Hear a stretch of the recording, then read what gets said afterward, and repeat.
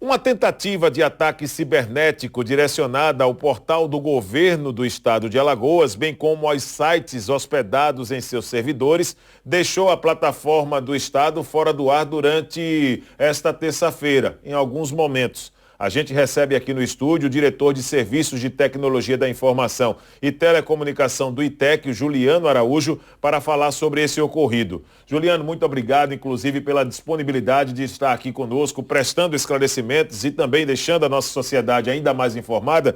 O que de fato aconteceu com essa plataforma do governo do estado e, naturalmente, outras plataformas hospedadas também em seus servidores? Boa tarde, muito obrigado pelo convite e esse momento de explanar o que aconteceu, né? Na madrugada dessa terça-feira, um hacker conseguiu acesso privilegiado através de um usuário que tinha senha de admin, né? De um dos portais que está no servidor. Aí na madrugada, como ele tem privilégios, o nosso firewall não consegue identificar porque se passa por uma pessoa confiável, instalou lá os códigos maliciosos e quando foi na manhã de hoje, ele começou a tentar derrubar todos os sites, né? E prontamente a equipe já identificou, porque a gente tem uns firewalls de última geração, aí já notificou a gente já entrou em ação e desligou o site todos do ar já, para conter todo o ataque, né?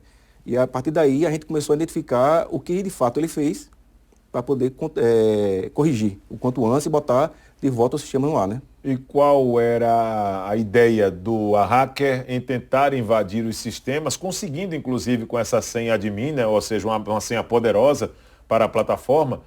Qual era a ideia dele, pelo que vocês investigaram? Já tem inclusive algo que possa já trazer para o público dessa identificação, dessa ação que foi promovida? Sim, o hacker ele partiu de um IP dos Estados Unidos.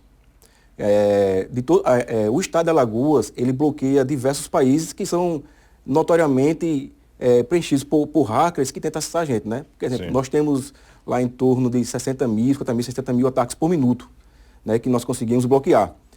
E, eventualmente, como foi o caso desse hacker, ele usou um meio que é legal, que era um usuário, né, normal, conseguiu acesso e saiu trocando todas as páginas principais dos sites para fazer propaganda dele. Principalmente foi isso. Propaganda dele, né? Propaganda dele. Aí, antes que ele fosse escalando mais privilégios para chegar em servidores mais importantes, a gente conseguiu bloquear ele, bloqueou todo o acesso dele, né? A gente identificou de onde era, e com isso identificamos qual era o dano real que ele causou a gente, né? Que foi basicamente fazer propaganda que ele é o hacker da história e conseguiu fazer isso. Você citou danos, Juliano. Quais os danos, então, que essa tentativa de ataque, esse ataque, acabou deixando para vocês e para a plataforma, para os outros sites hospedados também na mesma plataforma? O maior dano que nós tivemos foi a indisponibilidade do serviço, né? Então, o serviço ficou fora do ar durante essa manhã e a equipe teve que fazer o restore, né? Recuperar o site de volta no ar, já deve estar no ar, inclusive, eles. Nós tínhamos backups aqui, backups em nuvem, né? Do data center do estado, nós temos lá criptografados, para que, em casos como esse, a gente tenha uma pronta resposta, né?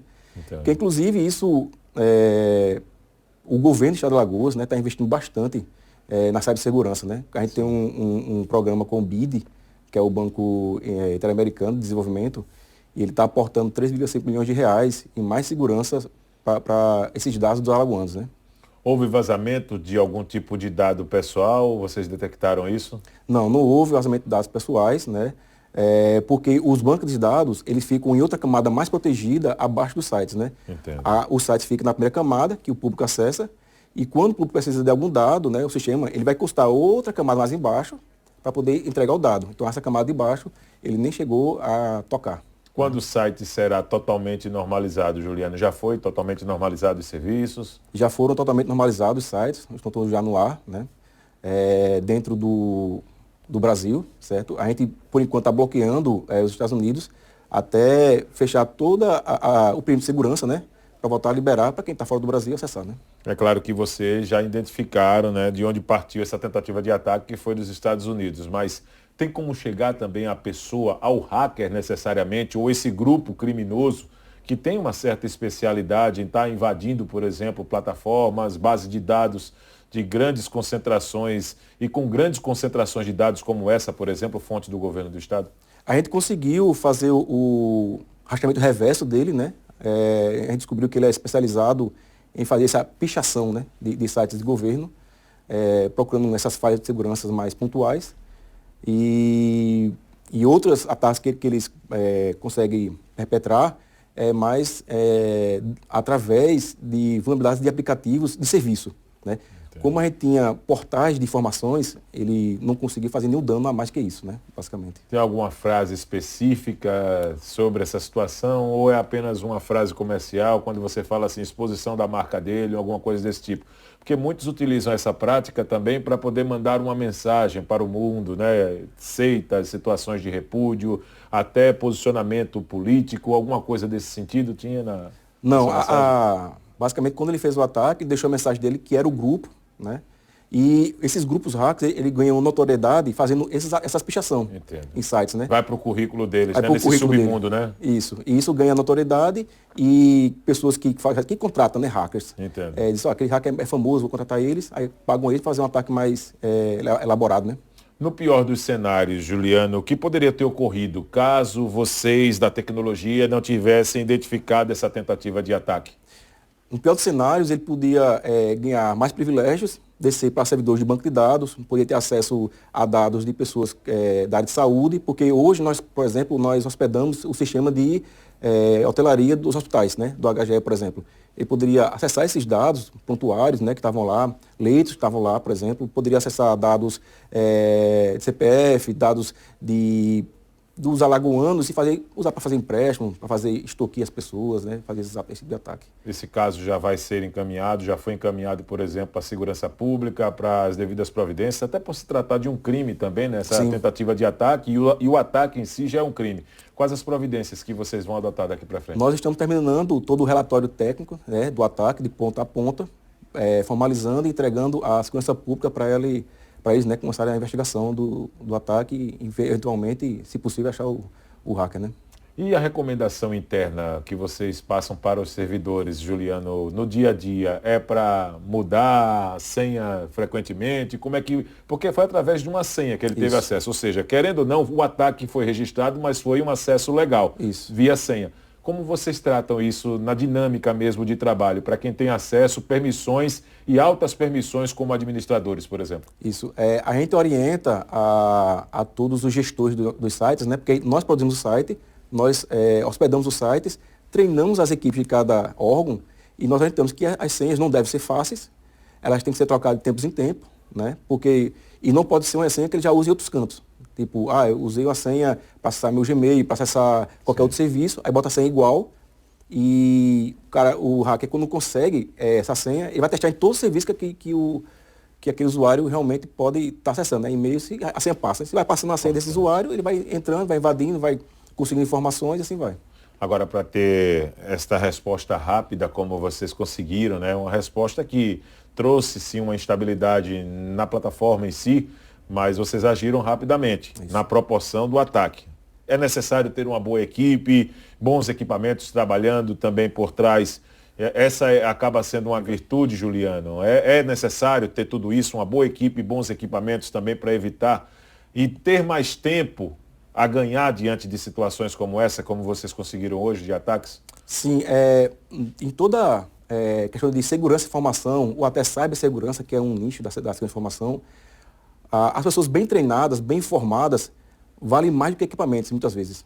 Porque hackers, às vezes, usam de conhecimento leigo do usuário para conseguir atacar, que é o caminho mais barato, inclusive, do ataque. Então, nós temos lá uma equipe, nós temos DPO, que é o encarregado de dados, que acompanha isso. Nós temos equipe de redes, equipe de cibersegurança. Nós lá no ITEC, para o Estado, a gente tem o que chama de SOC, que é uma central de monitoramento de incidentes em tempo real. A gente consegue monitorar esse tempo real, quando o hacker consegue passar por alguns níveis, né? Desde que, óbvio, ele não use um caminho legal, né? Que for um usuário que é conhecido. Mas se ele usa um caminho que não é legal, às vezes a gente consegue pegar e já bloqueia. Por isso que a gente tem esse range entre 50 e 60 mil frustrações de ataques, né, do Estado. E fora isso, nós temos a equipe de desenvolvimento lá também, que nós lá no ITEC nós temos a equipe de infraestrutura, que cuida de redes, de cibersegurança, temos a equipe de desenvolvimento, que cuida dos sites.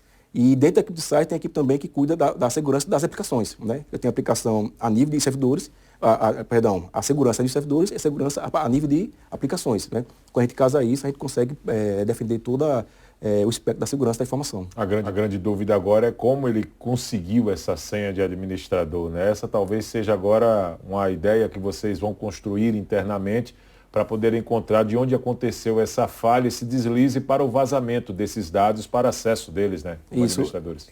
Na grande maioria das vezes, esse usuário às vezes tem essa mesma senha em outros serviços. Aí vaza a senha dele através, exemplo, eu estou usando Spotify, por exemplo.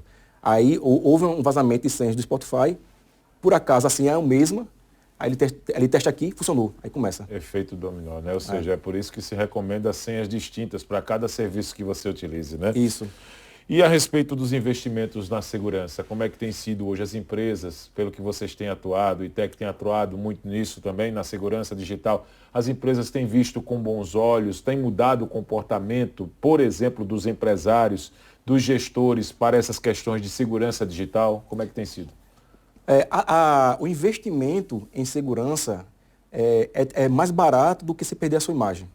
É mais barato que você perder os seus dados, né? Porque às vezes, quando você tem uma evasão e vazamento dos dados, às vezes a empresa acaba fechando pelo dano que houve, né? Pegando um exemplo que houve recentemente, que houve aquele apagão no mundo todo. Não foi um vazamento, mas foi um defeito no código que gerou um custo bilionário para a empresa. Mesma coisa pode acontecer com o Estado de Alagoas. Eu posso ter vazamento e isso vai gerar um dano enorme à imagem do Estado de Alagoas, né? E de forma, como eu posso dizer, seguida, o cidadão pode também tomar um dano com isso, porque ele vai estar com os dados do cidadão, vai tentar aplicar golpes e qualquer outra forma até de engenharia social para o cidadão. Você é fulano, se assado, seu CPF é esse, o cara por que ele sabe? Porque ele já vazou o banco de dados com todas as informações, ele só quer a informação, às vezes gravar a sua voz, para poder replicar a sua voz, que hoje tem replica sua voz no banco, para poder fazer esse tipo de ataque. Deixa eu perguntar uma última colocação aqui para você, Juliano, sobre a situação dos sistemas operacionais. Isso não tão distante assim, 2007, muitas empresas elas optavam em ter o Linux, porque naquela época a interface ela trazia uma série de complicadores que diminuíam essa capacidade de acesso do hacker. Agora a situação mudou. Como é que tem sido essa questão? Hoje o Linux continua sendo um sistema operacional ainda mais confiável do que em relação à Microsoft. Como é que você pode passar esse aspecto técnico para quem está nos acompanhando nesse sentido? O sistema Linux, né? Quando eu falo Linux, existem vários tipos de Linux. Nós lá no ITEC, nós temos boa parte dos nossos servidores em ambientes Linux e outras em Windows. O Windows Server, né? Que é servidor do Windows. Porque tem aplicações que são nativas do Windows, aí tem que rodar nessas máquinas, mas nós damos preferências a aplicações que rodem o Linux, porque nós conseguimos aplicar mais segurança, né? Embora que eu tenha o nível do sistema operacional, em cima tem mais firewalls que protegem esses servidores, e em cima tem mais outros firewalls, que chama firewall da aplicação, que analisa o comportamento do usuário, às vezes, por onde é que ele vai. Poxa, por comum ele veio para cá, aí do nada ele começou a ir para lá.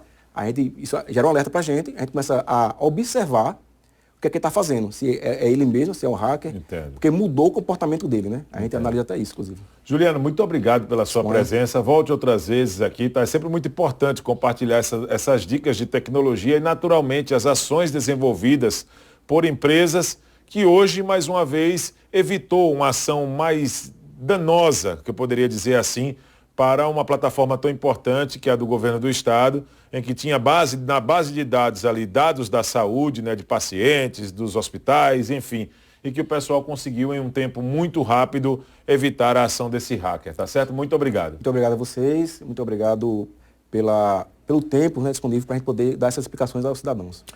E depois de conversarmos com Juliano Araújo, diretor de Serviços de Tecnologia da Informação do ITEC, vamos dar sequência, né, pessoal? Precisamos ficar atentos, né? Até porque não é fácil quando estamos falando também de ações de criminosos, né, através do mundo digital, um hacker ou um grupo dos Estados Unidos invadindo uma base aqui em Alagoas de serviços do governo do estado, mas por sorte a empresa atuou rapidamente para poder controlar essa situação e devolver, né? Hoje o site já está aí pronto, preparado, com seus serviços ainda disponíveis para a sociedade, o que acaba sendo muito importante e sem grandes danos ou vazamento de dados, que é, na maioria das vezes, o principal intuito desses criminosos.